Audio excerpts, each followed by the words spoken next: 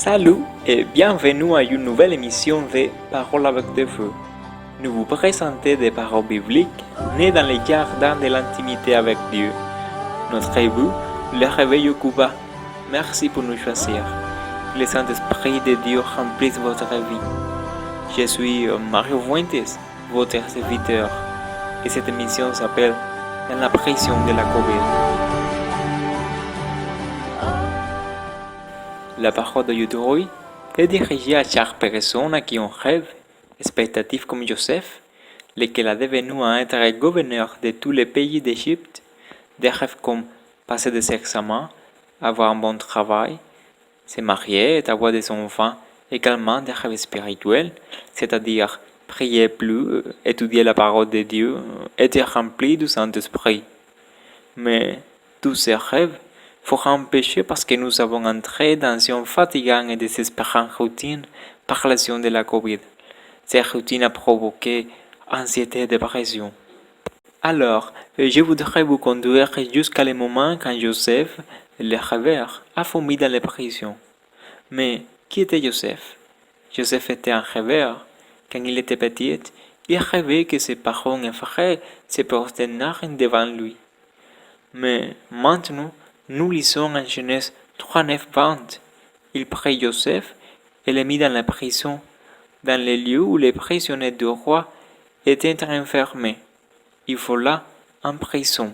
Je sais que dans le peuple du Seigneur Jésus, il y a des chrétiens qui ont des rêves, mais aujourd'hui, ils sont sous le régime de la routine de la prison de la COVID. Donc, dans l'intérieur de la prison et avec l'effet du devoir familial et social, il y a un Joseph qui soupire.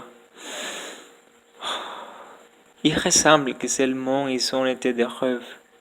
Le problème c'est que nous sommes adaptés au avant et après, mais nous oublions le procès. Par exemple, nous adorons voir les photos de quelques-uns qui sont passés. On peut voir les changements de telle manière que personne ne se reconnaît plus. La société dans laquelle nous vivons nous donne la possibilité de faire plusieurs choses d'une manière très rapide. Mais il n'y a pas aucune prise avec le Seigneur. C'est pour ça qu'on l'appelle le temps du Seigneur. Nous savons l'histoire de Joseph. Il va vivre dans la routine de la prison.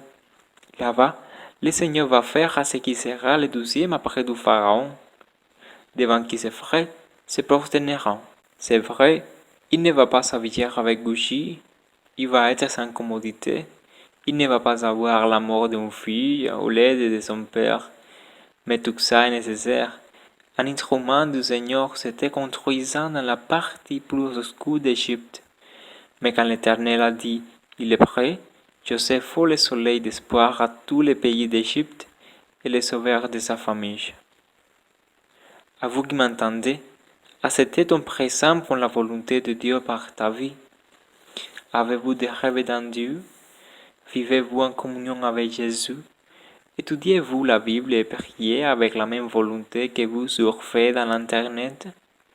La manière que vous vivez dit que Dieu occupe le premier lieu. Alors, selon la volonté de Dieu et à son parfait temps, il ouvrira la porte qui conduit à le destin qu'il a préparé pour toi. Ne perdez pas la vision. Le Seigneur est en travaillant en toi pour accomplir sa volonté en toi et à travers de toi.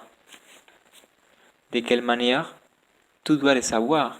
Mais je te dis, toute cette âme, le fruit du Saint-Esprit se manifeste chaque fois plus.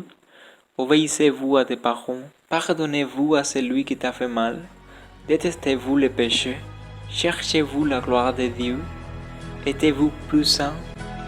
Croyez en Jésus-Christ. Notre avenir en Dieu nous attendra. Oui, tu as tout accompli.